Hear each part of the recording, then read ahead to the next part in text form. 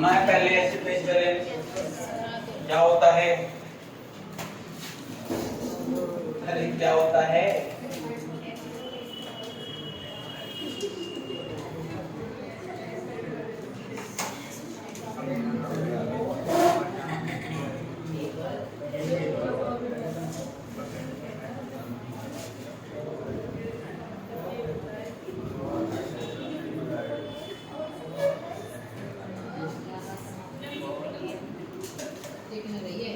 देखना बेटा acid base balance.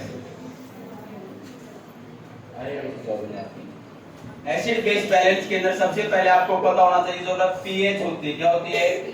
PH होती है। वो मेंटेन करती है। क्या करती है बेटा? मेंटेन करती है एसिडिटी को,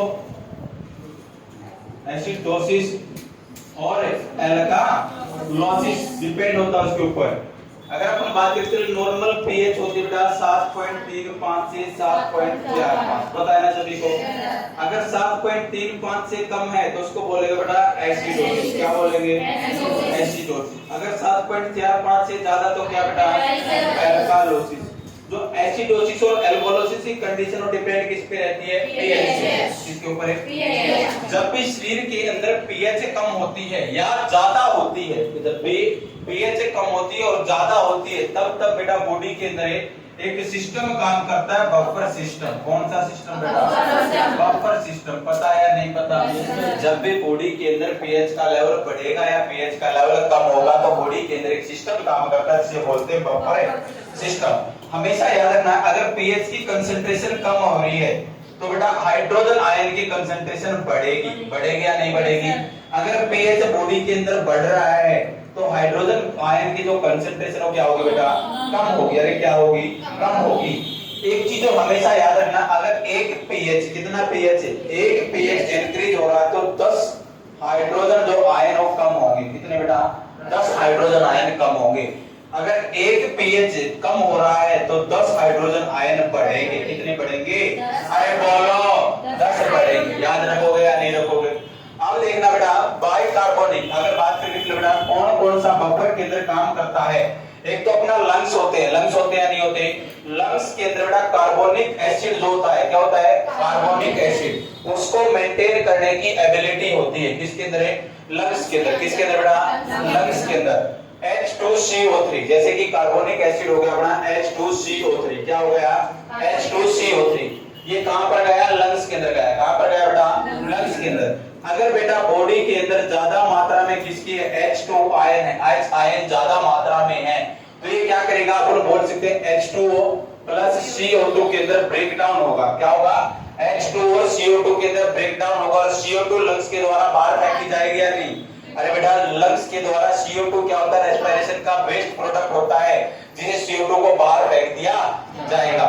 अगर आप लोगों से पूछ ले जाए कार्बोनिक एसिड को तो कौन बेटा? लंग्स है। अगर बात करें चले बाइकार्बोनेट होता है। क्या होता है बेटा? बाइकार्बोनेट। इसको मेंटेन करने का काम करता है किडनी। कौन करता है बेटा? अरे कौन करता है? किडनी करती है। अगर मैं बात करके चलो HCO3 है बेटा। क्या है? HCO3 है और बॉडी के अंदर ज्यादा मात्रा में क्या घूम रहे हैं? H आयन घूम रहे हैं। कौन घूम रहे बेटा? H ion. तो ये अपने साथ H आयन को जोड़ लेगा। किसको जोड़ लेगा? H आयन को जोड़ लेगा और H2CO3 बना लेगा। क्या बना लेगा? H2CO3। याद रखोगे या नहीं? अगर ऐसे ही पीएच का लेवल ज्यादा है, किसका लेवल ज्यादा है? पीएच का लेवल ज्यादा है और हाइड्रोजन आयन की कमी है तो हाइड्रोजन आयन को बॉडी के अंदर रिलीज करना चाहिए या नहीं करना चाहिए? तो ये एक ऐसी प्रोसेस होती है जो कि जुड़ भी सकती है और टूट भी सकती है। H प्लस HCO3 के अंदर कन्वर्ट हो जाएगा। जो H आयन है ये फ्री घूमेंगे किसके अंदर? ब्लड के अंदर और मेंटेन करने की कोशिश करेंगे पीएच की वैल्यू को। जो बढ़ी हुई थी उसको कम करने की कोशिश करेंगे। आई समझ में नहीं आई? एक होती है बेटा प्रोटीन होते हैं अपने। क्या होते हैं? प्रोटीन। प्रोटीन के अंदर मैं बात करके चलूं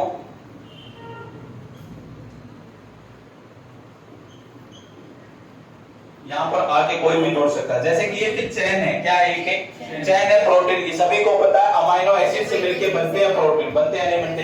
ये कि चैन है बेटा। चैन है तो देखना अगर बॉडी के अंदर कंसंट्रेशन कम है, एच आयन की कंसंट्रेशन क्या है, कम है, क्या बेटा कम है। मैं बता रहा हूं एक प्रकार से जो प्रोटीन होता है, एल्ब्यूमिन होता है, वो भी अपना बफर सिस्टम में अपना रोल प्ले करता है। कौन करता है बेटा, जो प्रोटीन होगा, कौन होगा, प्रोटीन या अमाइनो एसिड या एल्ब्यूमिन, एल्ब्यूमिन भी एक प्रोटीन है या नहीं है, प्लाज्मा प्रोटीन का ही टाइप है या नहीं है, वो भी अपना रोल प्ले करता है किसमें, बफर सिस्टम में।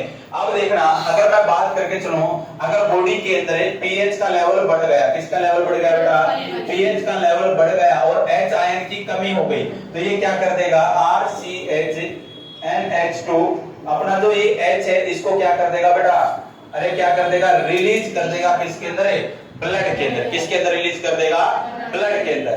अगर बात करके चले बॉडी के अंदर, अगर मैं बात करके चलो बेटा बॉडी के अंदर ज्यादा मात्रा में क्या है, एच आयन घूम रहे हैं, क्या बेटा, ज्यादा मात्रा में एच आयन घूम रहे हैं और अपने पास क्या है, पीएच कम है, पीएच क्या है, कम, और पीएच को बढ़ाना है तो हमेशा याद रखना जो एच आयन है ना वो इसके साथ जुड़ेगा, किसके साथ जुड़ेगा, NH2 के साथ जुड़ेगा, किसके साथ जुड़ेगा, NH2 के साथ जुड़ेगा। रिलीज तो कहां से होगा, COOH से, रिलीज तो कहां से होगा बेटा, COOH से तो रिलीज होगा और जुड़ेगा किस पे, NH2 पे, जुड़ेगा किस पे, NH2 पे। ये अपने कुछ पॉइंट थे, कार्बोनिक एसिड या बाइकार्बोनेट अपना हेल्प करता है किसमें, बफर सिस्टम में, एल्ब्यूमिन या प्रोटीन करता है, लंग्स करता है, और कौन करता है, किडनी करती है, और कौन करती है बेटा, किडनी करती। कुछ आया समझ में नहीं आया। अब होता है देखना, एक तो देखना सबसे पहले पीएच डिसाइड करती है एसिडोसिस को, किसको बेटा, एसिडोसिस को, और एल्कालोसिस को करती है, नहीं करती। अब देखना दो प्रकार का होता है, एक रेस्पिरेटरी होता है, क्या होता है, मेटाबॉलिक। एक तो होता है रेस्पिरेटरी एसिडोसिस या अल्कालोसिस, एक मेटाबॉलिक। देखना बेटा पीएच हमेशा डायरेक्टली प्रोपोर्शनल तो होगी बाइकार्बोनेट के, किसके बेटा, बाइकार्बोनेट के। अगर आपको दिखाई दे पीएच अगर बढ़ रहा है, पीएच अगर बढ़ रहा है और साथ में कौन बढ़ रहा है बेटा, HCO3, कौन बढ़ रहा है, HCO3, तब तो मेटाबॉलिक होगा, क्या होगा बेटा, मेटाबॉलिक। अगर पीएच के साथ साथ अगर पीएच कम हो रहा है और साथ में HCO3 बाइकार्बोनेट भी कम हो रहा है, तब भी क्या है, मेटाबॉलिक। क्या बेटा, मेटाबॉलिक। अगर पीएच तो कम हो रहा है और HCO3 बढ़ रहा है, HCO3 बढ़ रहा है, तब मेटाबॉलिक नहीं होगा। तब अपने को क्या देखना पड़ेगा, अरे बेटा क्या देखना पड़ेगा, इनवर्सली प्रोपोर्शनल होता है कार्बन डाइऑक्साइड। कौन होता है बेटा, कार्बन डाइऑक्साइड। अगर पीएच तो बढ़ रहा है, पीएच बढ़ रहा है तो CO2 क्या मिलेगा बेटा, अपने को कम मिलेगा। क्या मिलेगा बेटा, कम मिलेगा। तब ये इंडिकेट करेगा किसको, रेस्पिरेटरी को, किसको, रेस्पिरेटरी को।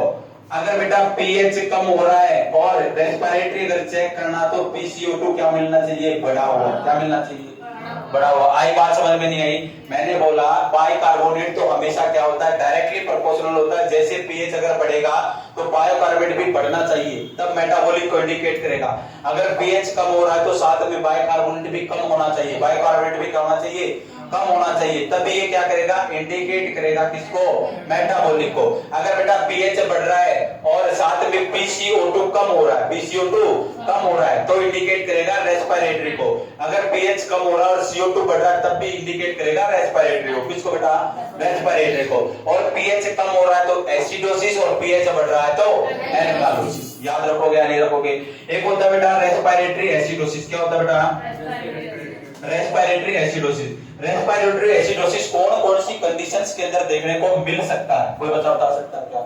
देखना, अगर एयरवे के अंदर क्या आ जाए, ऑब्स्ट्रक्शन आ जाए। क्या आ जाए बेटा, ऑब्स्ट्रक्शन आ जाए। उन सभी कंडीशंस के अंदर क्या होगा, अरे बेटा क्या होगा, उन सभी कंडीशन के अंदर होगा रेस्पिरेटरी एसिडोसिस। नेक्स्ट वन, जो रेस्पिरेटरी सेंटर सप्रेस हो जाए। क्या हो जाए बेटा, सप्रेस हो जाए। उन सभी कंडीशन के अंदर भी क्या देखने को मिलेगा, respiratory acidosis. Next one, third one मैं बात कर रहा हूं हाइपोवेंटिलेशन। अच्छे से रेस्पिरेट नहीं कर पा रहा, अच्छे से क्या नहीं कर पा रहा बेटा, रेस्पिरेट नहीं कर पा रहा है। क्या नहीं कर पा रहा, ब्रीथिंग प्रोसेस को अच्छे से मेंटेन नहीं कर पा रहा, उसके अंदर भी क्या देखने को मिलेगा, रेस्पिरेटरी एसिडोसिस। जैसे कि आप डिजीज कंडीशन पढ़ के चलते हो, COPD। क्या पढ़ के चलते हो बेटा, COPD की बात मैं करके चलो, साथ के साथ बेटा क्रोनिक ब्रोंकाइटिस आता है, एम्फाइसीमा आता है, निमोनिया आता है, एटिलेक्टेसिस आता है, ब्रोंकियोएक्टेसिस आता है, एस्थमा आता है। सारी की सारी कंडीशंस के अंदर रेस्पिरेटरी क्या होता है, सप्रेस होता है या नहीं होता बेटा? CO2 का लेवल बॉडी के अंदर बढ़ा हुआ रहता है या कम रहता है? अच्छे से रेस्पिरेशन को मेंटेन नहीं कर पाता। अगर ब्रेन वगैरह की हेड इंजरी होगी, क्या होगी? हेड इंजरी होगी, तो उसके अंदर जनरल सी बात है मेडुला ऑब्लोंगेटा भी इंजर्ड होगा या नहीं होगा? सभी को पता है रेस्पिरेटरी सेंटर होता है मेडुला ऑब्लोंगेटा। कौन सा होता है बेटा? अरे बोलो, मेडुला ऑब्लोंगेटा होता है या नहीं होता? अगर बेटा वो डैमेज होगा तो रेस्पिरेशन रेट को मेंटेन नहीं रख पाएगा, तो कौन सी कंडीशन होगी? अरे बेटा कौन सी कंडीशन होगी? Respiratory acidosis. नेक्स्ट वन अगर अपन बात करके चले, थर्ड वन अगर अपन बात करके चले बेटा, मैंने थर्ड वन क्या बोला? हाइपोवेंटिलेशन। अगर अच्छे से ब्रीथिंग प्रोसेस नहीं कर पा रहा, मैंने बोला 1 मिनट के अंदर 16 से 20 होनी चाहिए। कितनी होनी चाहिए? 16 से 20 होनी चाहिए। अगर 16 to 20 breath per minute perform नहीं कर पा रहा है, इससे कम ब्रीथ परफॉर्म कर पा रहा है, तो हाइपोवेंटिलेशन आराम से क्या करेगा? अपन बोल सकते हैं शैलो रेस्पिरेशन। क्या बेटा? Shallow respiration. प्रॉपर रूप से टाइडल वॉल्यूम 500 ml से कम होगी। टाइडल वॉल्यूम क्या होगी? 500 ml से कम होगी। अच्छे से मेंटेन नहीं रख पा रहा, उस कंडीशन के अंदर भी क्या देखने को मिलेगा? Respiratory acidosis. याद रखोगे या नहीं? ऐसी कंडीशन के अंदर सबसे पहले तो बेटा अपने को पोजीशन प्रोवाइड करनी चाहिए। क्या प्रोवाइड करनी चाहिए? पोजीशन देनी चाहिए या नहीं देनी चाहिए? जिस पोजीशन में वो सुटेबल हो रेस्पिरेशन करने के साथ के साथ बेटा एयरवे वगैरह को क्लियर कर सकते या नहीं कर सकते? थर्ड वन उसको बेटा ऑटो थेरेपी प्रोवाइड कर सकते हैं। अगर सीओपीडी वाला क्लाइंट है, कौन सा क्लाइंट है बेटा? सीओपीडी वाला क्लाइंट है, तो हमेशा याद रखना सीओपीडी वाला क्लाइंट होगा तो उसको वेंचुरी मास से ऑक्सीजन प्रोवाइड करते हैं। किसे करते हैं? वेंचुरी मास से। सभी को पता है 1 से 2 लीटर देके चलते। मैंने बात बताई थी बेटा, उससे बताई थी या नहीं बताई थी? याद रखो क्या नहीं? नेक्स्ट वन आती है बेटा रेस्पिरेटरी एल्कोहोलिसिस। कौन सी कंडीशन में देखने को मिलता है सर? रेस्पिरेटरी एल्कोहोलिसिस में अगर हाइपर वेंटिलेशन कर रहा है, क्या कर रहा है बेटा? हाइपर वेंटिलेशन कर रहा है, या मैकेनिकल वेंटिलेशन पर और हाई प्रेशर दे दिया आपने, क्या कर दिया? हाई प्रेशर दे दिया। एक कंडीशन होती है फीवर। क्या होता है बेटा? फीवर। फीवर के अंदर अगर मैं बात करूं, मेटाबॉलिक रेट बढ़ेगी या कम होगी? बढ़ेगी सर। बढ़ेगी या नहीं बढ़ेगी? उसके अंदर ऑटो की कंजप्शन बढ़ेगी या नहीं बढ़ेगी? ऑटो की डिमांड बढ़ेगी या नहीं बढ़ेगी? बढ़ेगी। और ऑटो की जितनी डिमांड बढ़ेगी, ऑटो की जितनी ज्यादा सप्लाई होगी, उतना ही ज्यादा एसिडोसिस होगा। क्या होगा? सॉरी, एल्कालोसिस होगा। क्या होगा? एल्कालोसिस। इन सभी कंडीशन में क्या देखने को मिलता है? हाइपर वेंटिलेशन हो गया, फीवर हो गया। अपन कौन सी कंडीशन देखने को मिलेगी? रेस्पिरेटरी एल्कालोसिस। इसके अंदर केवल और केवल 2 मैनेजमेंट कर सकते हैं। एक तो बेटा ब्रीथ को होल्ड कर सकते हैं। ब्रीथ को क्या कर सकते हैं? होल्ड कर सकते हैं। सेकंड और बेटा जो अपना माउथ उसको कवर कर सकते हैं। क्या कर सकते हैं बेटा? कवर कर सकते हैं किसी भी प्लास्टिक बैग के द्वारा। किसके द्वारा? प्लास्टिक बैग के द्वारा कवर पे कर सकते हैं, ताकि ज्यादा से ज्यादा CO2 का लेवल मेंटेन रख सके बॉडी के अंदर। याद रखोगे या नहीं रखोगे? पहले इनको लिख लेते एक बार, फिर लिखेंगे मेटाबॉलिक को।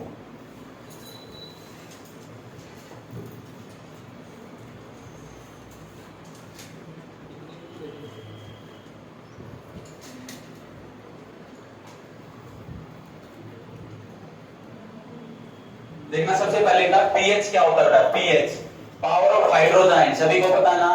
PH power of hydrogen ion, power of hydrogen ion, या इसी को बोलते हैं potential of hydrogen ion. Power of hydrogen ion या पोटेंशियल ऑफ हाइड्रोजन आयन या कंसंट्रेशन ऑफ हाइड्रोजन आयन, या बेटा concentration of hydrogen ion. Power of hydrogen ion, concentration of hydrogen ion और पोटेंशियल ऑफ हाइड्रोजन आयन। फिर लिखना if pH decrease, if pH decrease, अगर pH decrease होती तो increase H ion concentration. किसकी concentration बढ़ेगी बेटा? H आयन की। If pH decrease, if pH decrease then increase H ion concentration, then increase H ion concentration। लिखा क्या? Second लिखना if pH increase, if pH increase then decrease H ion concentration। तब क्या होगा बेटा? डिक्रीज होगी क्या? H ion concentration।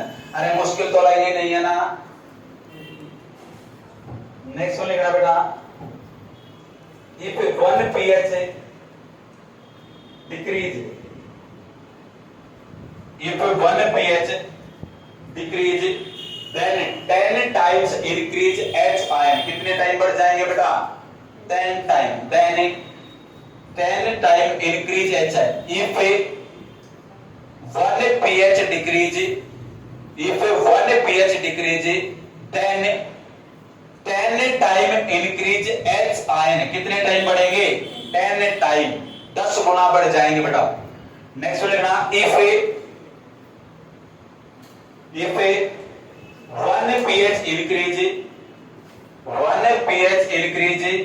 then if one pH increase then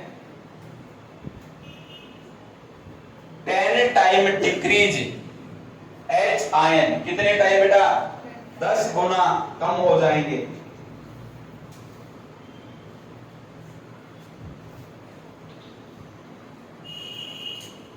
pH of blood कितनी होती है 7.35 टू 7.45 पीएच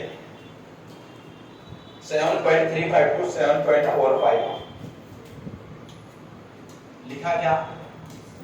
नेक्स्ट वन लिखना बेटा regulatory system of hydrogen ion, regulatory system of A hydrogen ion, regulatory system of A hydrogen ion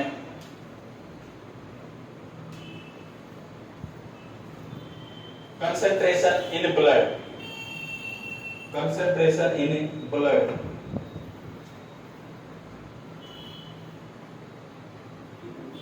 इसको क्या बोलेंगे बेटा buffer system.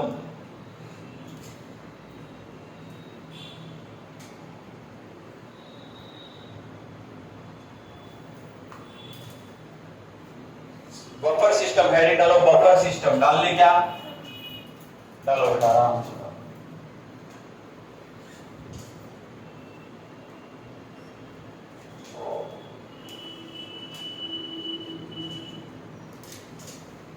सबसे पहले बफर सिस्टम के अंदर carbonic acid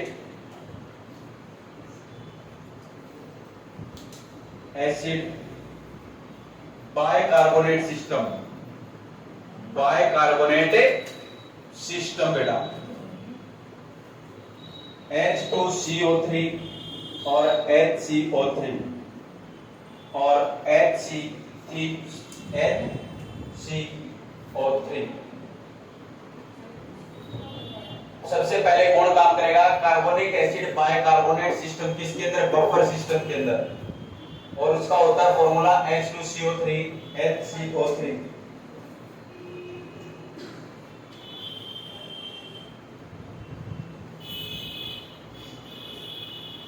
if it decrease pH, if it decrease pH, अगर बेटा pH कम है तो क्या होगा H plus HCO3, H plus HCO3, H ion release कर दिए जाएंगे ना कार्बोनिक एसिड द्वारा। Next one if increase pH, अगर pH ज्यादा है तो क्या होगा H plus HCO3, H ion बेटा pH में तो इसको जोड़ दिया जाएगा। अगर मैं बात करके चलूं तो क्या होगा H2CO3 हो जाएगा, यहां पे लिखना H2CO3 होगा तो इससे रिलीज कर दिया जाएगा HCO3 बन जाएगा। अगर pH ज्यादा है तो ये होगा और pH कम है तो ऊपर वाला लिखना। देखना मैं दोबारा समझा रहा हूं, यहां पे लिखना बेटा अगर pH कम है if pH कम डिक्रीज तो अपने को क्या करना है, जैसे कि H आयन घूम रहे हैं प्लस में HCO3 है बाइकार्बोनेट है तो H आयन को अपने साथ जोड़ लेंगे और क्या बना देंगे कार्बोनिक एसिड। अगर pH ज्यादा है तो H आयन को रिलीज करना पड़ेगा, H2O3 है बेटा बाइकार्बोनिक आएगा, सॉरी कार्बोनिक एसिड आएगा और H आयन को रिलीज कर देगा। H आयन को क्या करेगा रिलीज करेगा। आया समझ में नहीं आया? अरे अब तो आया या नहीं आया? अभी मैंने क्या बोला अगर pH कम है तो H आयन ब्लड के अंदर ज्यादा है, फ्रीली घूम रहे हैं कौन नहीं घूम रहे तो क्या आएगा बाइकार्बोनेट होगा बेटा और अपने साथ जोड़ लेगा किसको H आयन को और क्या बना लेगा कार्बोनिक एसिड। सेम है अगर pH ज्यादा है, pH क्या है ज्यादा है, pH ज्यादा है तो अपने पास बेटा क्या है जो pH ज्यादा है तो जो H आयन है वो कम है ब्लड के अंदर तो जो कार्बोनिक एसिड होगा वो रिलीज कर देगा किसको H आयन को।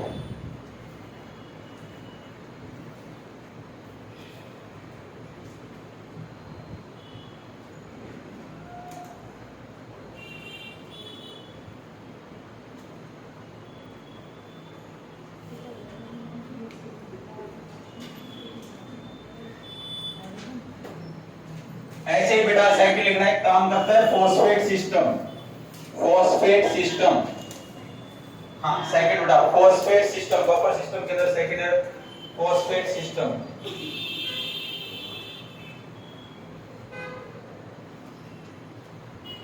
फॉस्फेट सिस्टम अगर इफ डिक्रीज पीएच, पीएच कम है तो H आयन ज्यादा घूम रहे तो किसके साथ, फॉस्फेट के साथ बाइंड होंगे और H2PO4। इफ इंक्रीज पीएच, अगर पीएच इंक्रीज है तो H2PO4 ब्लड के अंदर H आयन कम है तो बेटा रिलीज कर देगा H प्लस HPO4।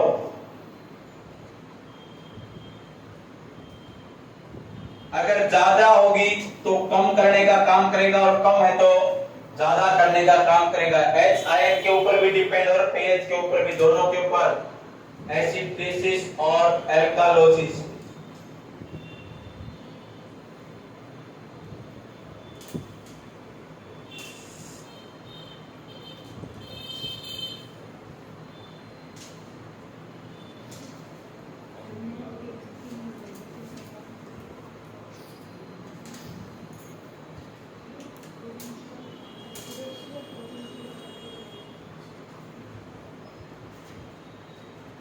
नेक्स्ट बेटा एल्बुमिन या प्रोटीन, प्रोटीन या एल्बुमिन।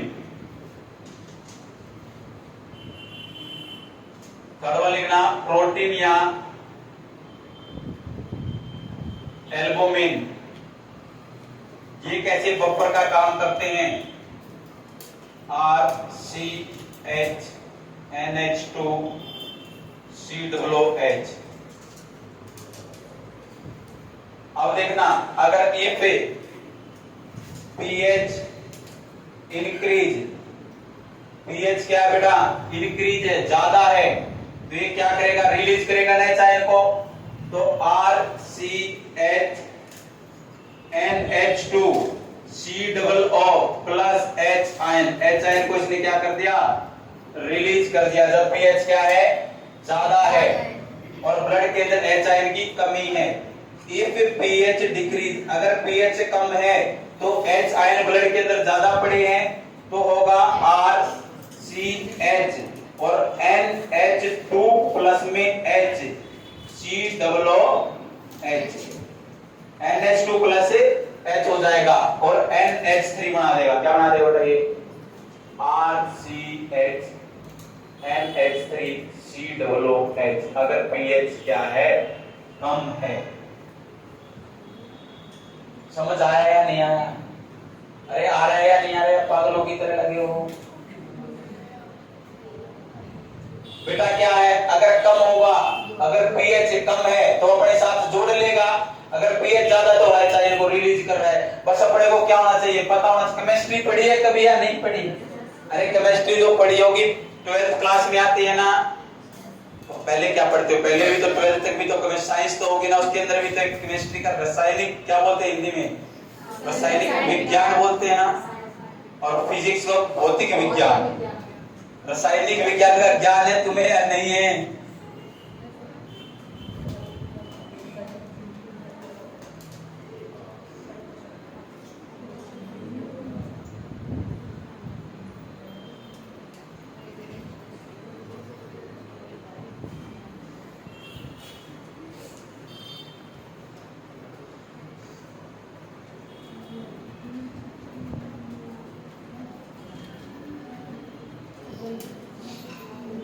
लिखना बेटा। नेक्स्ट वन लंग्स, लंग्स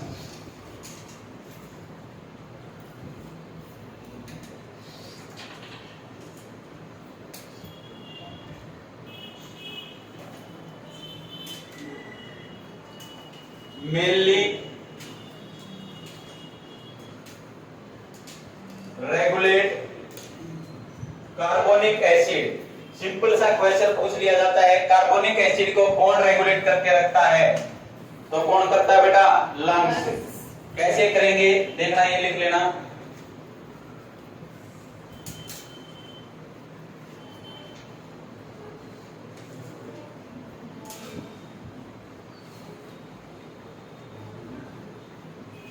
देखना एच आयन फ्रीली घूम रहे हैं और किसके साथ बेटा बाइकार्बोनेट है, तो ये जुड़ के H2CO3 क्या बनाया बेटा इसने H2CO3 कार्बोनिक एसिड। ये क्या होता है कार्बोनिक एसिड और कहां पर गया ये लंग्स के अंदर, कहां पर गया बेटा लंग्स के अंदर, और लंग्स में बेटा H2O प्लस CO2 के अंदर इसको ब्रेक डाउन कर दिया जाता है।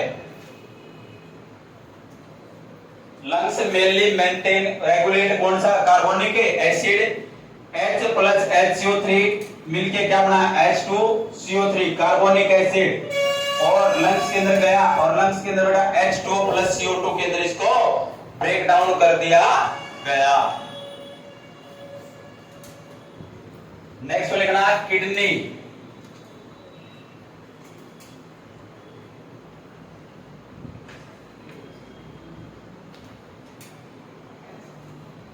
किडनी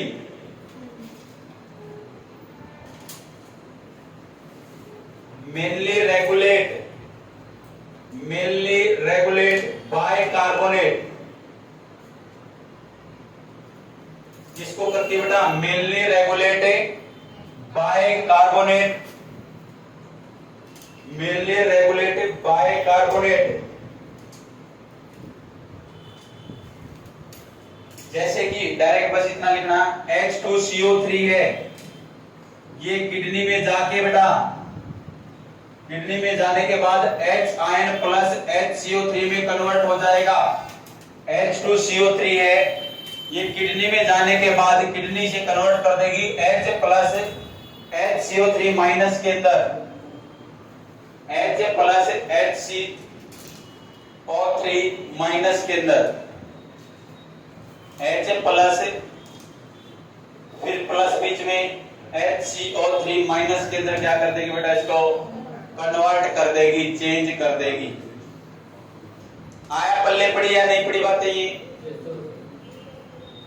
बेटा? मैं मानता हूं कुछ अजीब सी प्राणी का लग रहा होगा, धरती से नहीं आया, क्या पता कहां से आई ये केमिस्ट्री, लेकिन इसके अंदर केवल और केवल क्या करना अपने को फॉर्मूला याद होना चाहिए। बाइकार्बोनेट का क्या है, फॉस्फेट का क्या है, एल्बुमिन के अंदर अपन ने क्या यूज किया, लंग्स के अंदर अपन क्या, लंग्स का काम क्या है कार्बोनिक एसिड को रेगुलेट करने का, किडनी का काम क्या है बाइकार्बोनेट को रेगुलेट करने का, फॉर्मूला होना चाहिए। अगर बेटा पीएच कम है तो अपने साथ किसको जोड़ेगी, अरे पीएच कम है तो HIN को जोड़ लेगा, अगर पीएच ज्यादा तो HIN को रिलीज कर देगा। बस यही काम है किसका बफर सिस्टम का।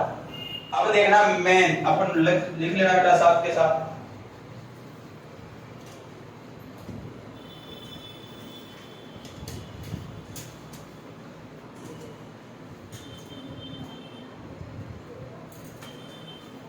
pH indicate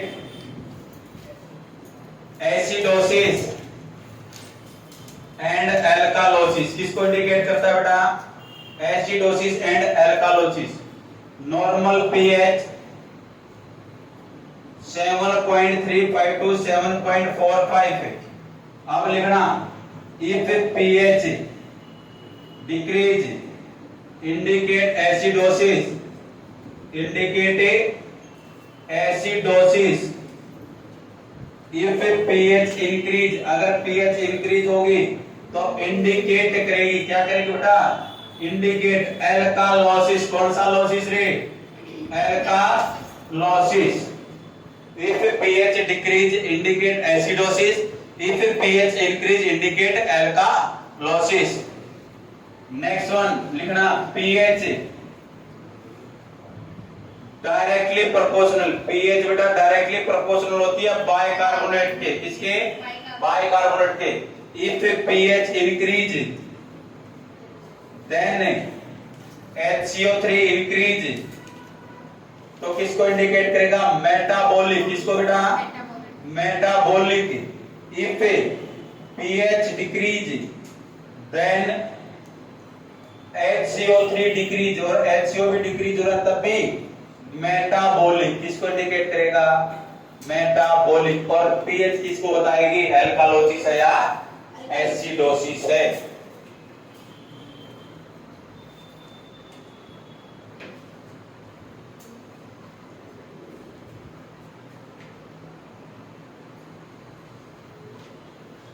और बेटा बाई जो पार्शियली कार्बन डाइऑक्साइड होती है ये पीएच के क्या होती है, इनवर्सली प्रोपोर्शनल। क्या होती है, inversely proportional. PH inversely proportional of A partially carbon dioxide. If pH increase then PCO2 decrease। Indicate, किसको इंडिकेट करेगा बेटा, ये रेस्पिरेटरी को। किसको, respiratory. Next one, if pH decrease then PCO2 increase, तब भी किसको इंडिकेट करेगा, अरे रेस्पिरेटरी को। एक दूसरे के अपोजिट होने चाहिए, एक दूसरे के क्या होने चाहिए, अपोजिट होने चाहिए। किसके अंदर, रेस्पिरेटरी के अंदर, और एक दूसरे के इक्वल होने चाहिए। किसके अंदर, मेटाबॉलिक के अंदर। इन दोनों में मेटाबॉलिक आएगा बेटा, इन दोनों में रेस्पिरेटरी आएगा।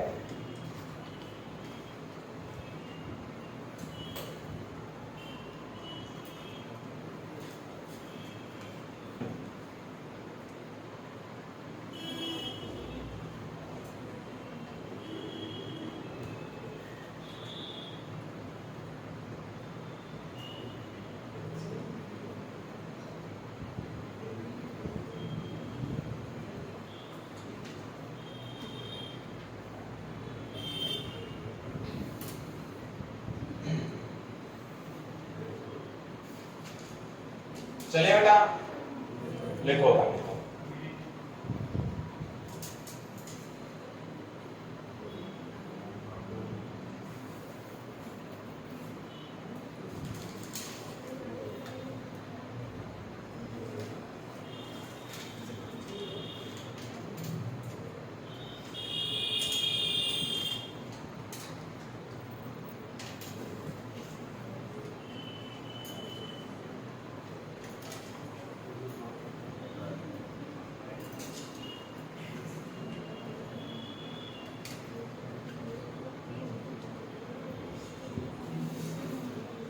सबसे पहले हेडिंग डालिए रेस्पिरेटरी एसिडोसिस।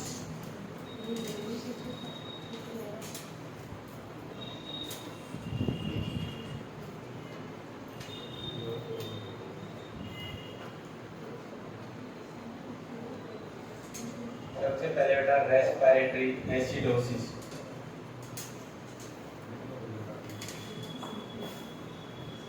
कौन कौन सी कंडीशन के अंदर लिखवा है, डालने का सभी ने। ऑब्स्ट्रक्शन इन एयरवे बताया ना, देखो ऑब्स्ट्रक्शन इन airway. Second, depress respiratory system, depress respiratory system. और थर्ड वन लिखना बेटा हाइपोवेंटिलेशन। यही बताया ना तीनों। सबसे पहले बेटा क्या बोला, obstruction airway, second one depress respiratory system, third one hypoventilation. ये लिख लेना, लीजिए COPD asthma, COPD asthma, bronchitis, emphysema, pneumonia, pulmonary oedema, pulmonary embolism, इन सभी के अंदर होता है या नहीं होता है एयरवे ऑब्स्ट्रक्टेड।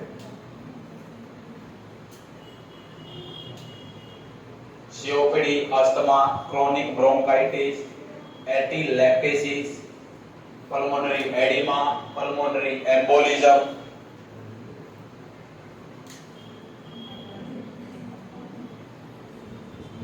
रह गया क्या किसी का, कुछ छूट गया क्या? नेक्स्ट लिखो ब्रेन ट्यूमर या ब्रेन ट्रोमा, ब्रेन ट्यूमर या ब्रेन ट्रोमा। हाँ बेटा सेकंड लिख लेना, brain tumour brain trauma, brain tumour brain trauma. होगा तो मेडुला ऑब्लिंगेटा डिस्टर्ब होगा या नहीं होगा?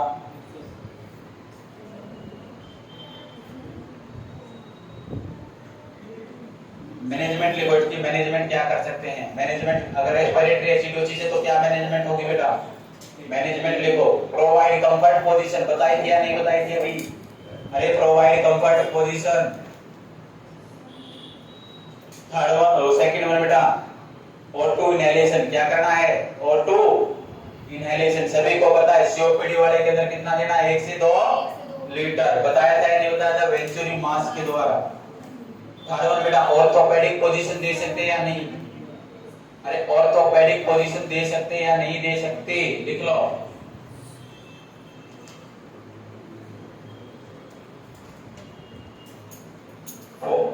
और लिखना बेटा सक्शनिंग परफॉर्म कर सकते हैं या नहीं, परफॉर्म सक्शनिंग, क्योंकि एयरवे के अंदर क्या है, ऑब्स्ट्रक्शन। और सक्शनिंग का मैंने पूरा बता दिया था बेटा, कैथेटर कौन सा यूज करना है, प्रेशर कितना लेना है, टाइम कितना लेना है, कब कौन सी कंडीशन है, सारी की सारी चीजें बताई थी या नहीं। नेक्स्ट में लिखो रेस्पिरेटरी एल्कालोसिस। रेस्पिरेटरी एल्कालोसिस, कौन सा लोसिस, एल्कालोसिस। रेस्पिरेटरी एल्कालोसिस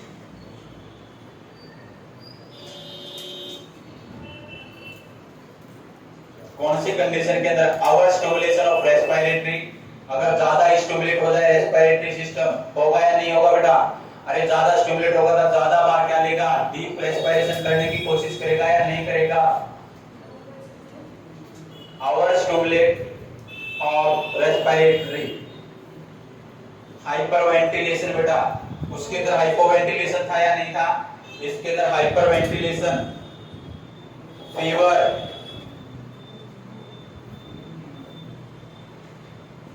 पेन हो गया, पेन दर्द होगा, तब भी O2 का कंजम्पशन बढ़ता है या नहीं बढ़ता, सांस तेजी से लेते या नहीं लेते, दर्द होता है। हाइपोक्सिया,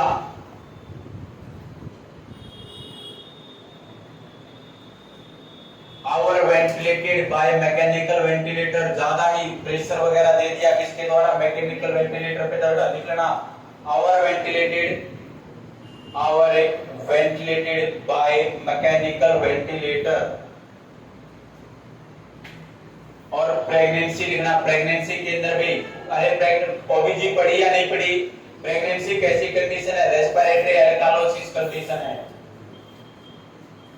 और लास्ट में लिखना बेटा हाई एल्टीट्यूड, अगर आप ऊंचाई पर चढ़ते हो तब भी ऑक्सीजन की डिमांड बढ़ती है नहीं बढ़ती, तेजी से सांस लेते हो या नहीं लेते, हाई एल्टीट्यूड।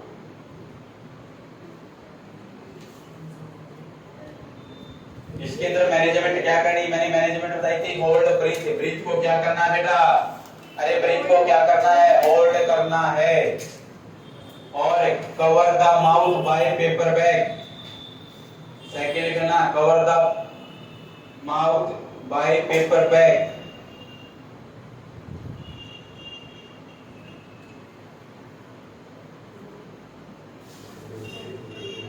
चलिए क्या बेटा आगे, चलो हो गई। नेक्स्ट मेटाबॉलिक एसिडोसिस और एल्कालोसिस और लिख लेते हैं। मेटाबॉलिक एसिडोसिस लिखेंगे, देखना बेटा सभी को पता है एसिडोसिस क्या होगा, मेटाबॉलिक एसिडोसिस, एसिड बॉडी के अंदर किसका एक्यूमुलेट हो जाना, एसिड का, सभी को पता है। अगर रीनल फेलियर हो गई, क्या होगा बेटा, रीनल फेलियर हो गई, एसिड का लेवल बढ़ेगा या नहीं, वेस्ट प्रोडक्ट बॉडी के अंदर ही रहेंगे या नहीं रहेंगे। डायबिटीज मेलाइटिस है, डायबिटिक कीटोएसिडोसिस है, लैक्टिक एसिड है, इन सभी के अंदर होगा या नहीं होगा बेटा। स्टारवेशन है, भूखा रहता है, फास्ट रखता है, उसके अंदर भी क्या होगा, लैक्टिक एसिडोसिस होगा या नहीं होगा, लैक्टिक एसिड का फॉर्मेशन होगा या नहीं होगा। और सारी कंडीशन किसको क्रिएट करती हैं, मेटाबॉलिक एसिडोसिस। एक बेटा इलियोस्टोमी या कोलोस्टोमी परफॉर्म करते हैं, बॉडी से जितने भी सिक्रीशन पास आउट होंगे, क्या होंगे, बॉडी से जितने भी सिक्रीशंस को पास आउट किया जाएगा उनके अंदर एल्कालोसिस लॉस होगा, पोटासियम का लॉस होगा, किसका लॉस होगा, पोटासियम का लॉस होगा। और पोटासियम का जितना ज्यादा लॉस होगा बॉडी के अंदर क्या बचेगा, केवल एसिड, क्या बचेगा, एसिड। तो ये भी इंडिकेट करेंगे, कोलोस्टोमी हो गया, इलियोस्टोमी हो गया। एक अगर सीवियर डायरिया हो, क्या हो बेटा, सीवियर डायरिया, तब भी क्या होता है, मेटाबॉलिक एसिडोसिस। अगर वोमिटिंग ज्यादा हो, सीवियर वोमिटिंग हो, तो बॉडी के अंदर होता है मेटाबॉलिक एल्कालोसिस होता बेटा, क्योंकि वोमिटिंग के अंदर तो क्या बाहर जाएगा, एसिड बाहर जाएगा ना, और बचेगा क्या, अरे बचेगा क्या, एल्कालाइन बचेगा, नेचर बचेगा या नहीं बचेगा। तो हमेशा याद रखना वोमिटिंग के अंदर तो क्या, मेटाबॉलिक एल्कालोसिस। और बेटा डायरिया के अंदर क्या होगा, मेटाबॉलिक एसिडोसिस। लिखो बेटा मेटाबॉलिक एसिडोसिस कौन कौन से कंडीशन के अंदर होगा, मेटाबॉलिक एसिडोसिस। एक बताया बेटा रीनल फेलियर, बताया ना, रीनल प्रॉब्लम है, फेलियर हो गई है तो एलिमिनेट नहीं कर पाएगा वेस्ट प्रोडक्ट को, बॉडी के अंदर ही रहेंगे। डायबिटीज मेलाइटस, रीनल फेलियर बेटा, डायबिटीज मेलाइटस, DM लिख लिया क्या? Keto acidosis. हाँ बोल। कीटो एसिडोसिस, कीटोन बॉडीज का फॉर्मेशन होगा। और कीटोन बॉडीज कैसी होती है नेचर में? एसिड होती है या नहीं होती रे? नेक्स्ट वन बेटा, माल न्यूट्रिशन है, अच्छे से इसको न्यूट्रिशन नहीं मिल पा रहा है, स्टारवेशन है, भूखा है, स्टारवेशन, तो लैक्टिक एसिड बढ़ेगा या नहीं बढ़ेगा? फैट का ब्रेकडाउन होगा या नहीं होगा? इंक्रीज लैक्टिक एसिड, लिख लेना, इंक्रीज लैक्टिक एसिड।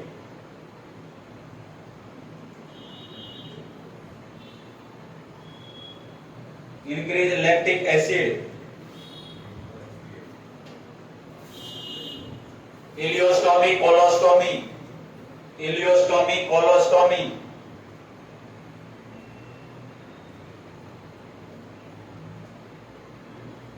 और सीवियर डायरिया बेटा।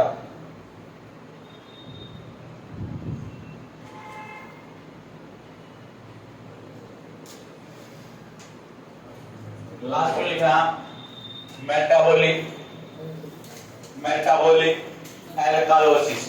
सभी को पता है, देखना एक बार समझना कब कब हो सकता है।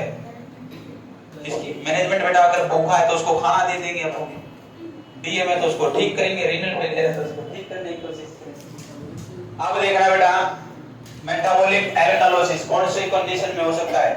अगर किसी ने पॉइजन ले लिया, क्या ले लिया बेटा? पॉइजन ले लिया। गैस्ट्रिक लिवाज करते या नहीं करते? जो स्टमक के गैस्ट्रिक क्या है कंटेंट, उनको बाहर निकालते या नहीं निकालते? एसिड बाहर आ रहा है, वोमिटिंग हो रही है, बाहर आ रहा है या नहीं आ रहा बेटा?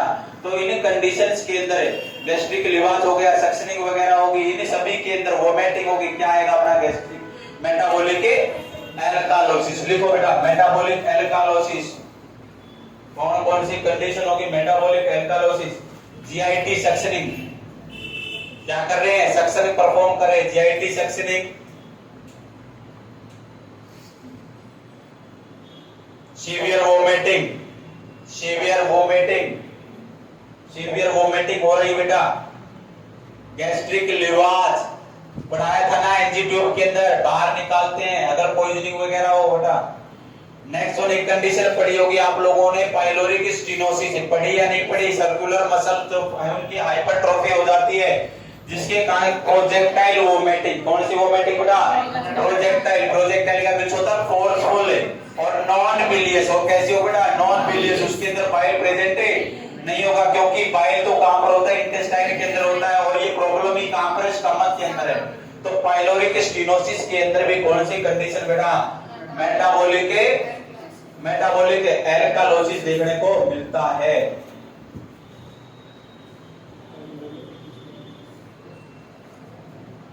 अब कुछ एग्जांपल क्वेश्चन देता हूं मैं बेटा, आपको निकाल दोगे क्या?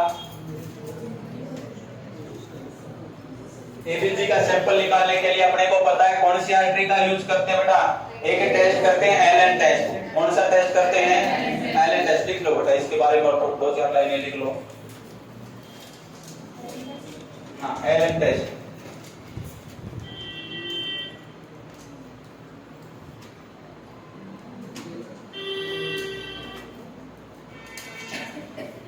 to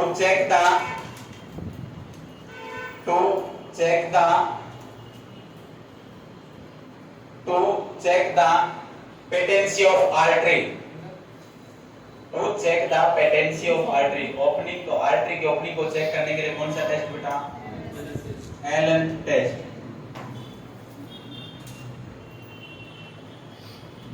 सबसे पहले क्या करते हैं एलन टेस्ट के अंदर? लिखना, it perform before withdraw the sample from radial artery। किससे बेटा? रेडियल आर्टरी से निकालते हैं ना। रेडियल आर्टरी से सैंपल निकालने से पहले अपन परफॉर्म करते हैं। लिखना, it perform before withdrawal of a sample from a radial artery। क्या? विड्रॉल बाहर निकालना बेटा।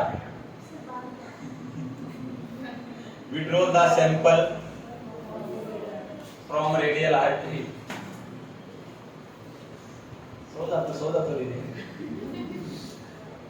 इसके अंदर क्या करेंगे बेटा? कंप्रेस या pressure on radial and ulnar artery, दोनों आर्टरी पे क्या देंगे बेटा, प्रेशर। देखो कंप्रेस या pressure on radial and ulnar artery.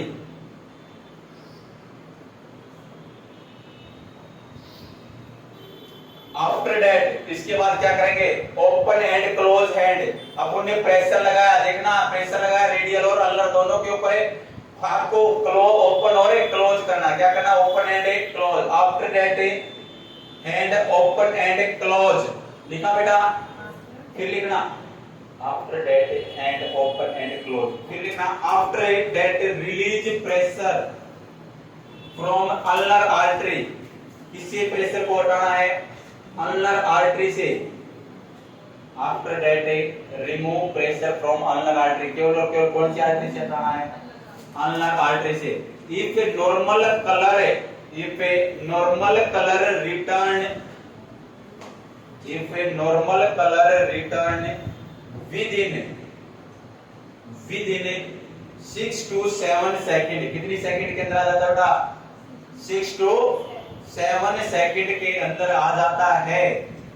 Then collect sample from radial artery, then collect sample from radial artery।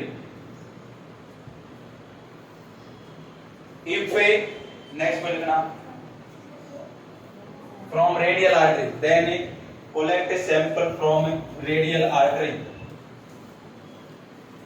If normal color not return, if normal color not return within 6 to 7 second, अगर बेटा normal colour return नहीं होता है 6 से 7 second में, then sample collect from other side.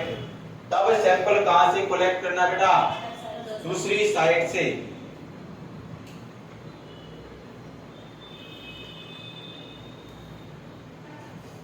लिखना बेटा, note डाल के लिखो, यूज 2 ml सीरीज। कितने ml की सीरीज लेनी है, 2 ml, use 2 ml series.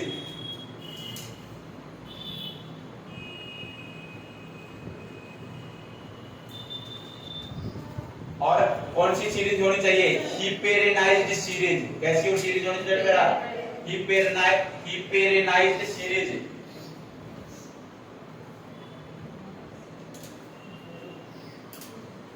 Heparinized syringe, not used any type of vial,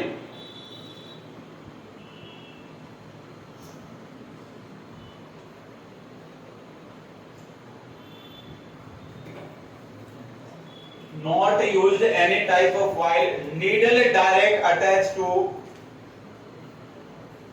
to machine। needle को डायरेक्ट अटैच कराया जाता है बेटा, किससे, मशीन से।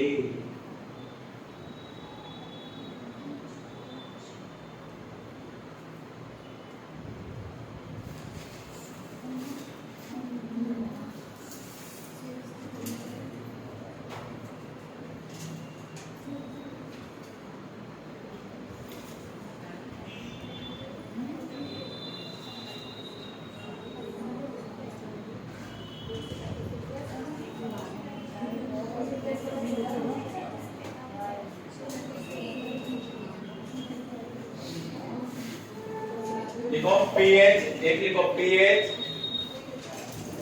नॉर्मल तो मैंने लिखवा दिया था ना तुम्हें बेटा, नॉर्मल एबीजी एनालिसिस, उसके अंदर पीएच कितनी 7.8, 352 7.45, पी और 2 कितनी लिखवाई थी 82, 100 mm ऑफ एचजी, PCO2 कितनी लिखवाई थी 35 to 45 mm ऑफ Hg, और HCO3 बाइकार्बोनेट बेटा 22 से 27 मिली इक्विवेलेंट पर लीटर लिखवाया था ना।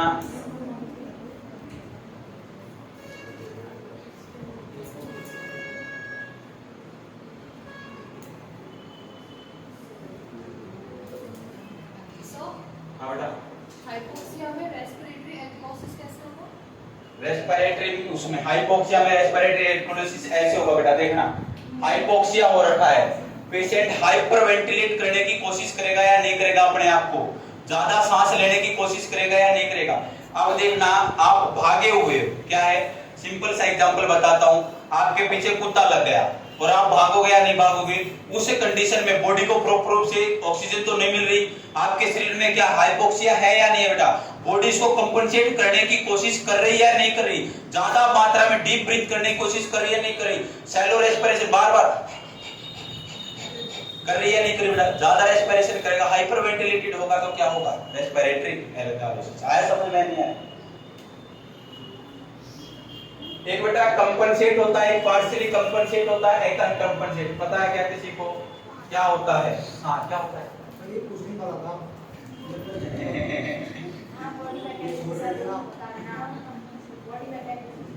कौन सा बॉडी मैकेनिज्म? अरे बेटा बॉडी मैकेनिज्म में कंफर्ट डिवाइसेस वगैरह ये आते हैं, और क्या आएगा बॉडी मैकेनिज्म में बता दो। हो गया ना, कंफर्ट डिवाइसेस करवा दी, ट्रैक्शन करवा दिया, बैंडेज होगी, सुचरिंग होगी, और क्या आएगा बता।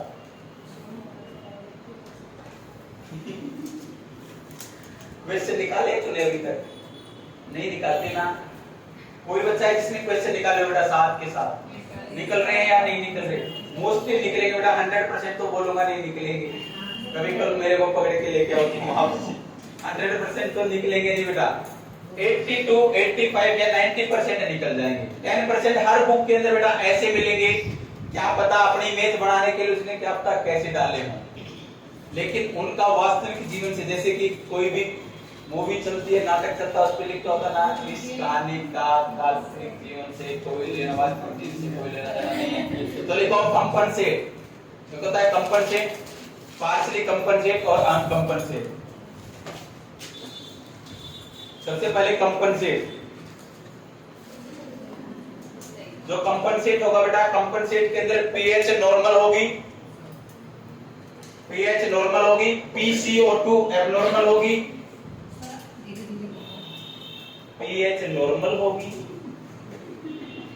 PCO2 एबनॉर्मल होगी, HCO3 भी एबनॉर्मल होगी बेटा।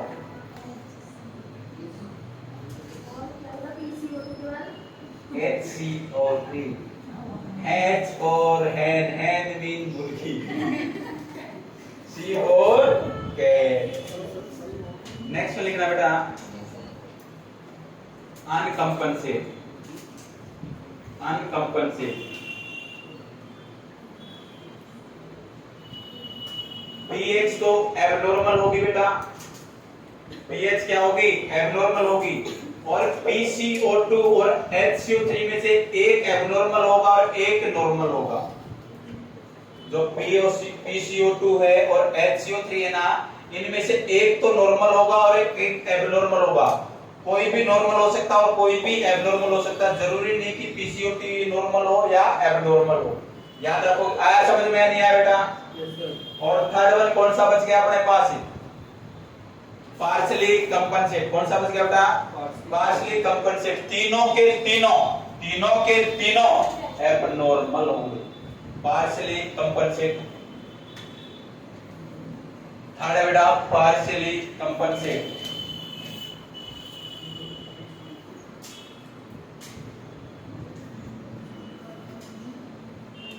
Partially compensate.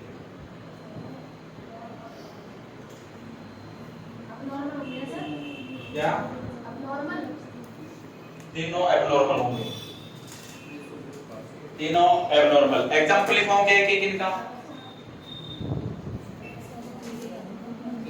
पार्शियली कंपनसेट के अंदर बेटा पीएच भी एबनॉर्मल, HCO3 भी एबनॉर्मल, PCO2 भी एबनॉर्मल, तीनों एबनॉर्मल होंगे। आया पल्ले पड़ी या नहीं पड़ी रे?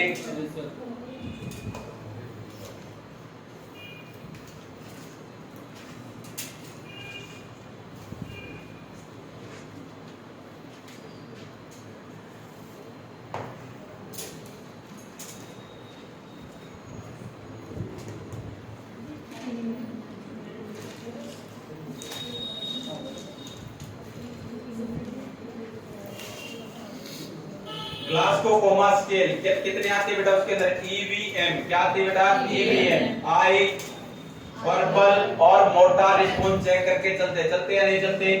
स्कोर कितना होता है? अरे स्कोर कितना होता है उसका? कितने से कितने? कम से कम है 3, ज्यादा से ज्यादा पक्का 12 पक्का।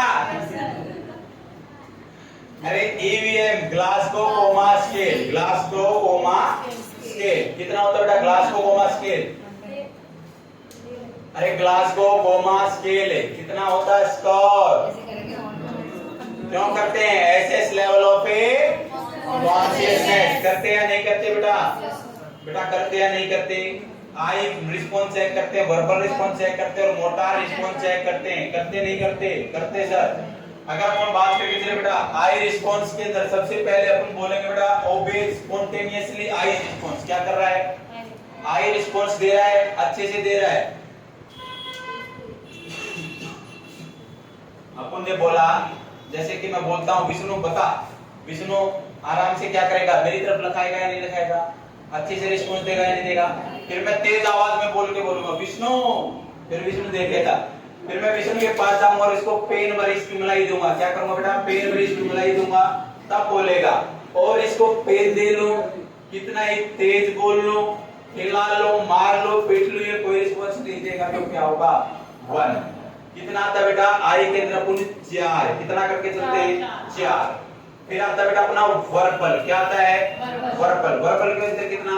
5। वर्बल के अंदर क्या होगा? अगर फुल्ली ओरिएंटेड है, क्या है? फुल्ली ओरिएंटेड, पूरा का पूरा जाग रहा है, जो मैंने पढ़ाया पूरा का पूरा उसको याद है क्या? कोई ऐसा वेंटिलेटर किस किस को याद है? अरे बेटा वेंटिलेटर किस किस को याद है क्या? कोई बोलो।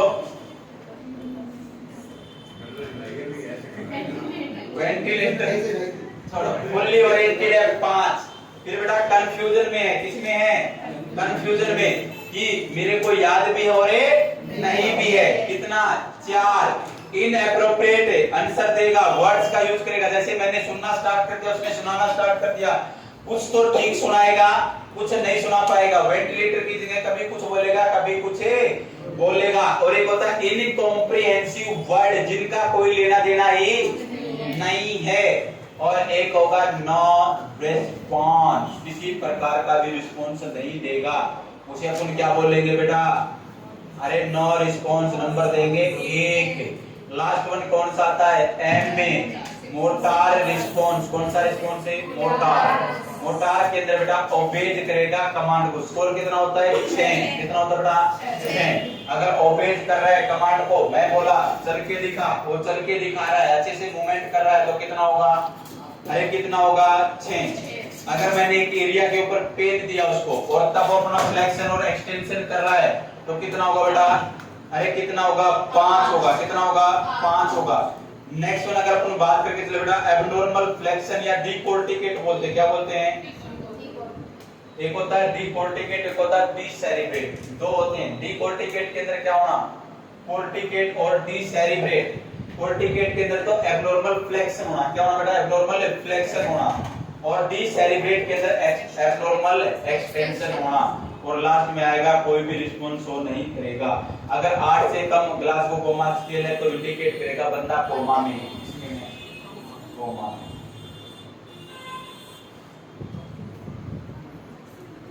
और कुछ पढ़ना है क्या?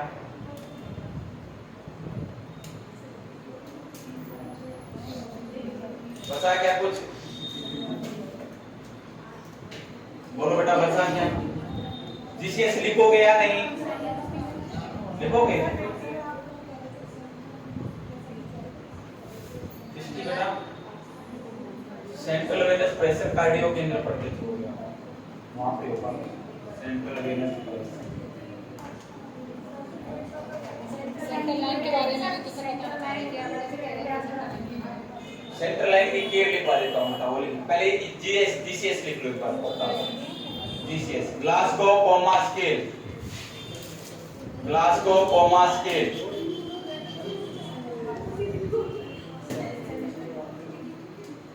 GLASS GOW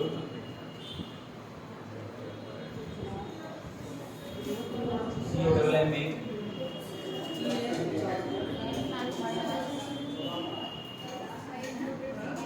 Glasgow coma scale score कितना होता है बेटा 3 से 15 होता है। कितना होता है? सस्पेंस में मत रहा करो, आता है तो डायरेक्ट बोल दिया करो इतना ही होगा सर। 3 से 15 3 to 15। I response, verbal response और कौन सा रिस्पॉन्स बेटा?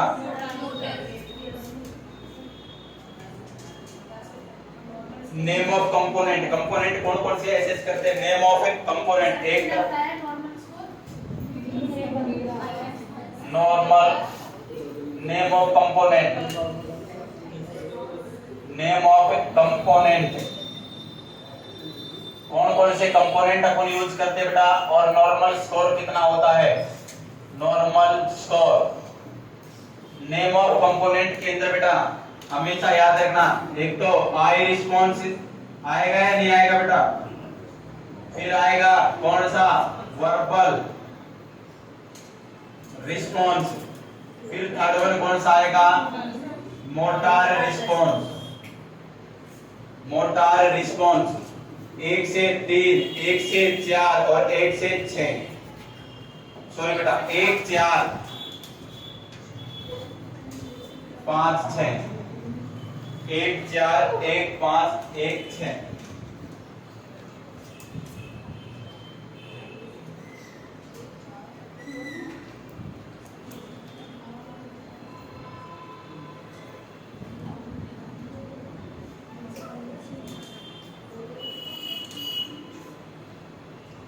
सबसे पहले आई रिस्पॉन्स। आई रिस्पॉन्स लिखना बेटा, I response, I response.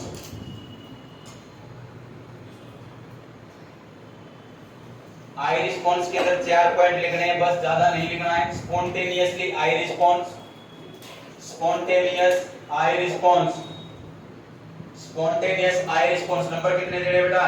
4। Spontaneous eye response 4। Against sound response,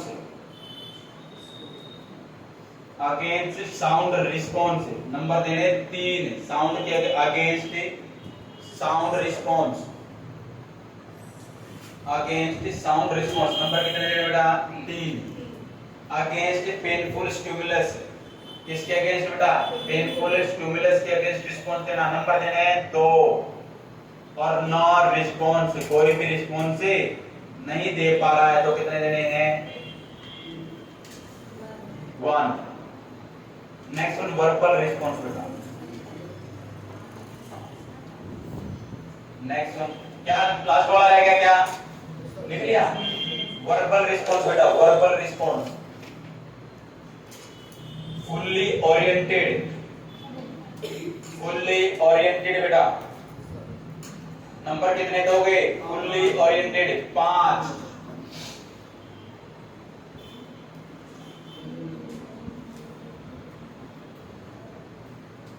next one confusion में है, कंफ्यूजन नंबर कितने दो बेटा? Confusion 4। Next one inappropriate words, पूछ रहे हैं, बता पूछ रहे हैं। Inappropriate words, inappropriate words number देने हैं कितने? 3। इनकॉम्प्रिहेंसिव वर्ड्स, इनकॉम्प्रिहेंसिव साउंड लिख लेना है, वर्ड्स, इनकॉम्प्रिहेंसिव साउंड या वर्ड्स लिख लेना बेटा। बोलने की कोशिश कर रहा है, कितना नंबर देंगे? 2। और लास्ट वन क्या बच गया? No response.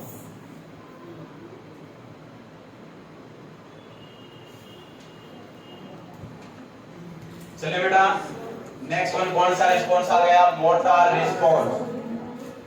मोटार रिस्पॉन्स के अंदर बेटा सबसे पहले अगर मैं बात करके चलूं, obeys command, obeys command number कितने देने हैं? ओबेज कमांड नंबर देने हैं 6। फिर बेटा localised pain, localised pain, pain दे रहे हैं किसी एरिया पर और उसकी मूवमेंट करा रहे हैं 5। फिर लिखना normal flexion and withdrawal, normal flexion और विड्रॉल। फ्लेक्शन भी कर लेता बेटा अपने आप नॉर्मल और बाहर भी निकाल लेता है, उसको बोलते हैं। तो नंबर देने कितने 4। Next one abnormal flexion, abnormal flexion उसको बोलेंगे डीकोर्टिकेट पोजीशन। कौन सी पोजीशन बेटा? डीकोर्टिकेट पोजीशन, डीकोर्टिकेट पोजीशन। नंबर कितने देंगे 3। डीकोर्टिकेट पोजीशन या एबनॉर्मल फ्लेक्शन। नेक्स्ट बेटा एबनॉर्मल एक्सटेंशन, एबनॉर्मल एक्सटेंशन करना उसको बोलेंगे डीसेरिबेट। क्या बोलेंगे? डीसेरिबेट। नंबर कितने देंगे बेटा 2। और लास्ट में क्या आया अपना नो रिस्पॉन्स, क्या आया नो रिस्पॉन्स। नंबर कितने देने 1। और लास्ट नोट डाल के एक लाइन लिख लेना, if GCH score less than 8, if GCH score less than 8, अगर जीसीएच स्कोर बेटा लेस देन 8 है तो then indicate patient in coma. तो इंडिकेट क्या करेगा? पेशेंट कहां पर है रे बेटा? पेशेंट कहां है? कोमा के अंदर।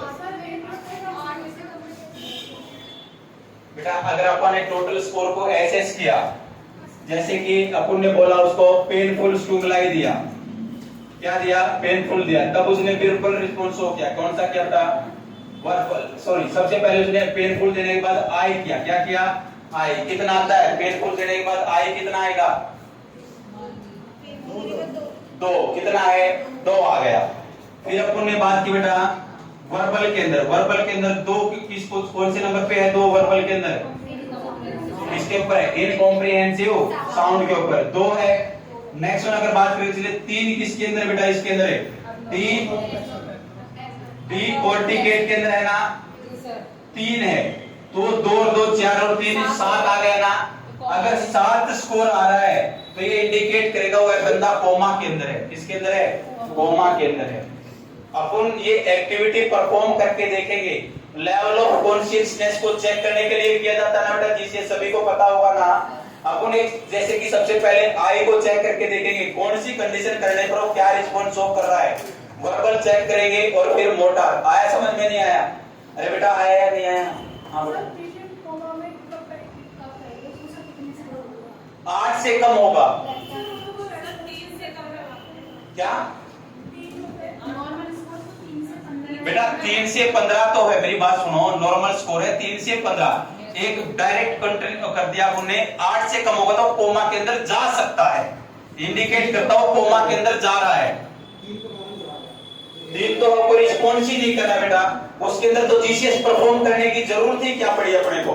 जब पर्सन कोमा में है, अपने को पता है कोई रिस्पॉन्स ही नहीं देगा वो, तो क्या है डायरेक्टली कोमा में। ये क्या होगा? 8 से कम होगा तो किस में जा सकता है?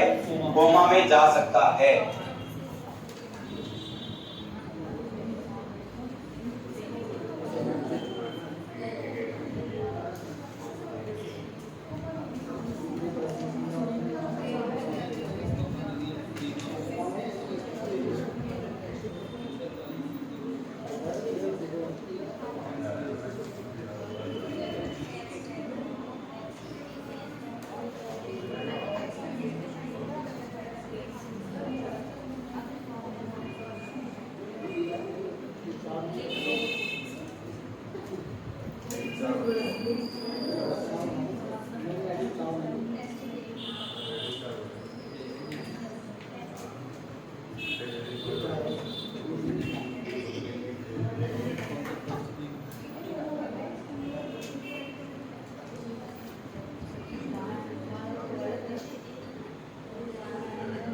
ब्रुक्सिज्म क्या होता है? ब्रुक्सिज्म, ब्रुक्सिज्म क्या होता है बेटा? ब्रुक्सिज्म एक टर्म होती है ब्रुक्सिज्म। हाँ क्या होती है ब्रुक्सिज्म? ब्रुक्सिज्म क्या होता है? याद था, grinding of teeth during the time of sleep. bending that teeth during the time of sleep। और बताओ बेटा क्या पढ़ना है?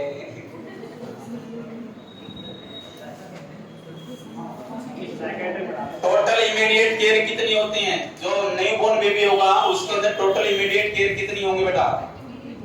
टोटल इमीडिएट केयर कितनी होती है? 1 2 3 4 5 6 कितनी होती है? 6 कितनी होती है? 6। कौन कौन से होगी सबसे पहले? बोलो शाबाश बोलो।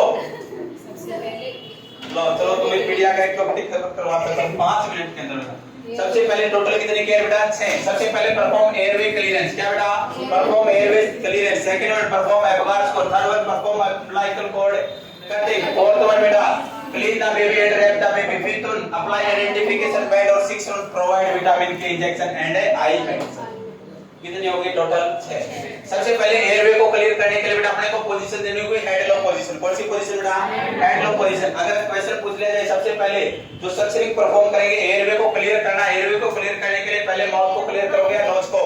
पहले प्रायोरिटी देंगे बेटा माउथ को, क्योंकि नोज से क्या हो सकता है? नोज से स्नीज हो सकता है और स्नीज होगा तो एक्सपायरेट कर सकता है। याद रखोगे या नहीं रखोगे? नेक्स्ट बेटा अपन ने बात की थी बेटा सक्शन के लिए, सक्शनिंग करने के लिए सक्शन कैथेटर की आवश्यकता होगी या नहीं होगी? डिफरेंट कलर के सक्शन कैथेटर होते हैं। लाइट ग्रीन कलर का होता है, ग्रे कलर का होता है, ब्लैक का होता है, रेड का होता है, येलो का होता है, पर्पल का होता है।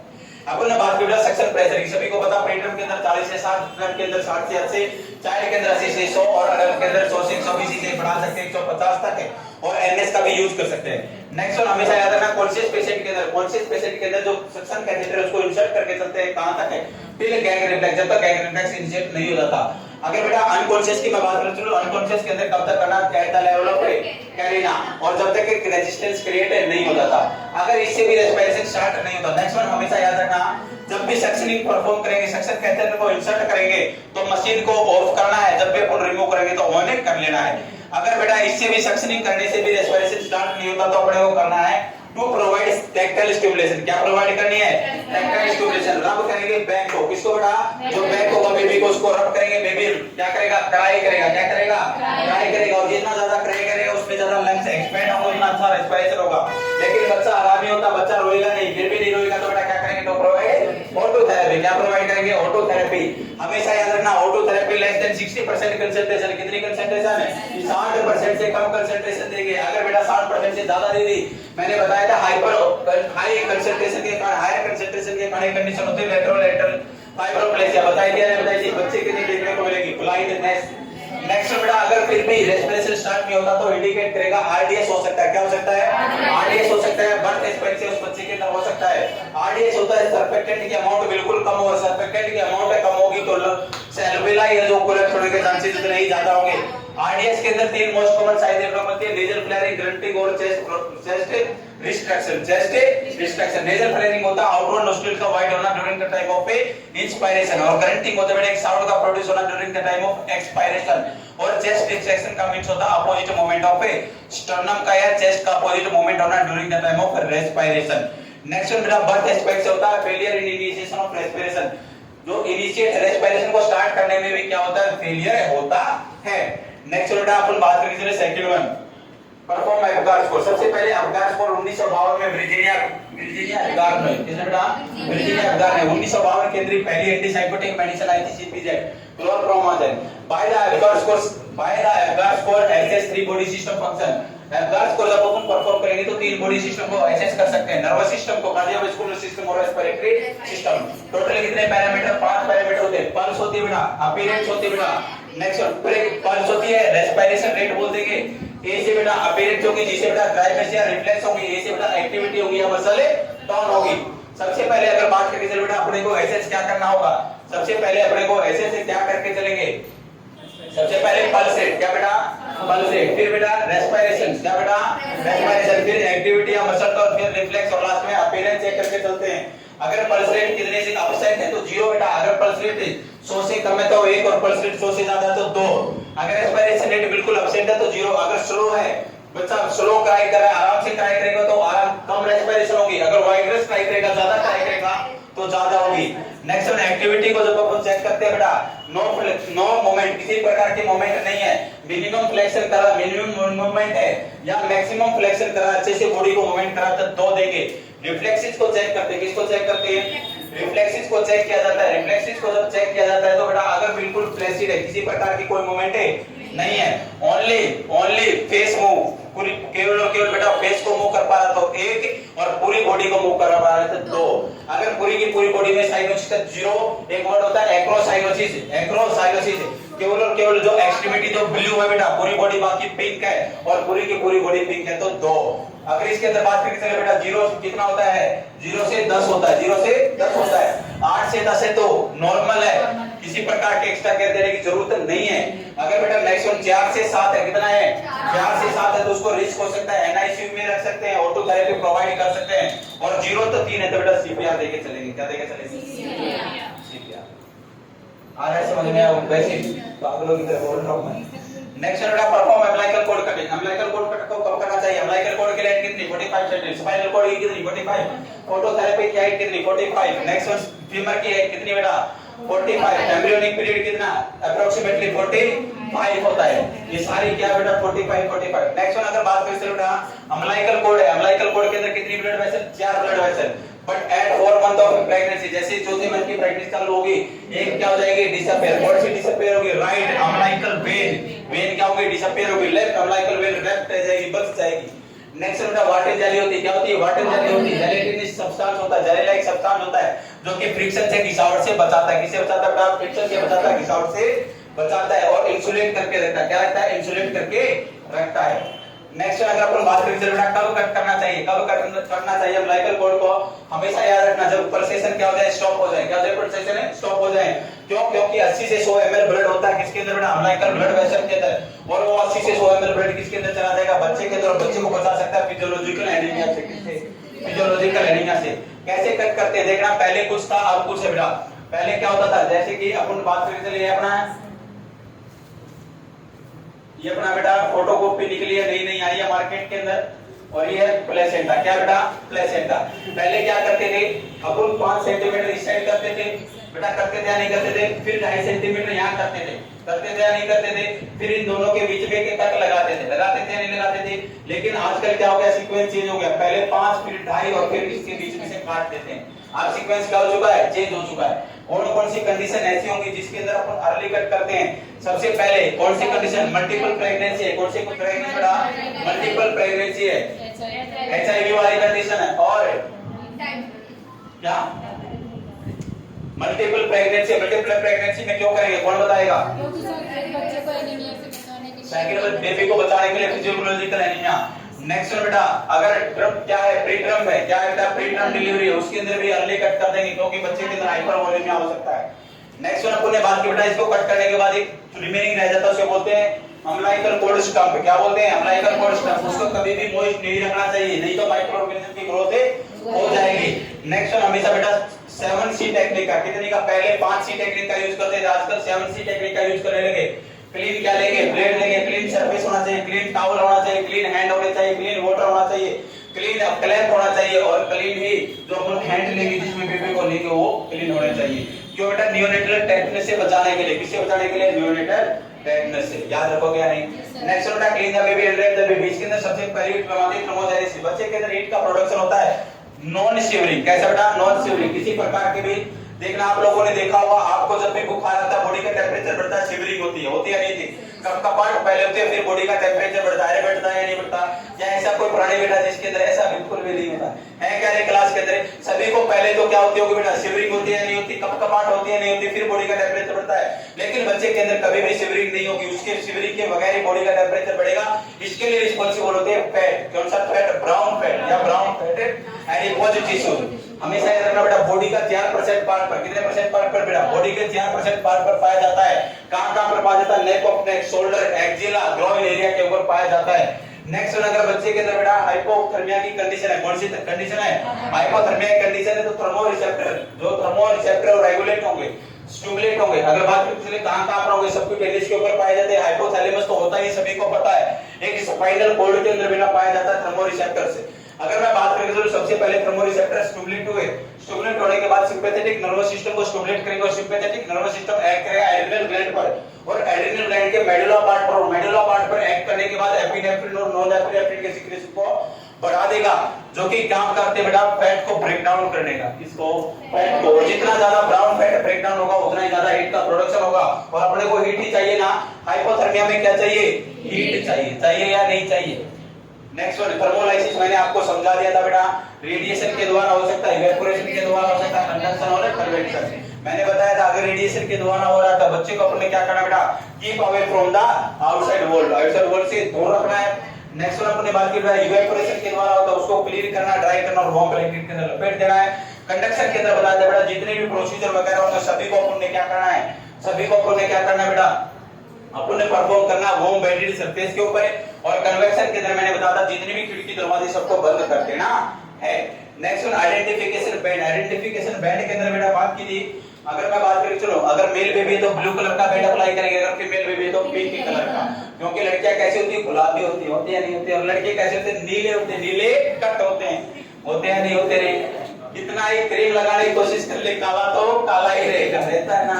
नेक्स्ट बेटा अगर अपन बात करें चलो इसके अंदर बेटा सेक्स ऑफ डिलीवरी लिखेंगे, date of delivery, time of delivery, mother of sex वगैरह ये सारी चीजें लिख के चलते हैं किसके ऊपर? आइडेंटिफिकेशन बैंड के ऊपर। हमेशा बेटा बेबी के तो फुटप्रिंट लिए जाते हैं और मदर का थंबप्रिंट लिया जाता है, किससे बचने के लिए? कोर्ट केसेस वगैरह से बचने के लिए। लास्ट वन आता अपना विटामिन के। विटामिन के सभी को पता बेटा जो लार्ज इंटेस्टाइन होती है उसके अंदर एक नॉर्मल फ्लोरा बैक्टीरिया पाया जाता है जो कि क्या करता है? विटामिन के का प्रोडक्शन करता है और विटामिन के हेल्प करता है 2, 7, 9, 10 क्लोटिंग फैक्टर को बनाने में। और जो न्यूबॉर्न बेबी होगा उसकी जो इंटेस्टाइन होती है कैसी होती है? स्टीराइल होती है। अगर न्यूबॉर्न बेबी की इंटेस्टाइन स्टीराइल होगी तो उसके अंदर नॉर्मल फ्लोरा बैक्टीरिया नहीं होगा। अगर नॉर्मल फ्लोरा बैक्टीरिया नहीं होगा तो विटामिन के नहीं बनेगा, विटामिन के नहीं बनेगा तो क्लोटिंग फैक्टर 2, 7, 9, 10 को बनाने में हेल्प नहीं करेगा।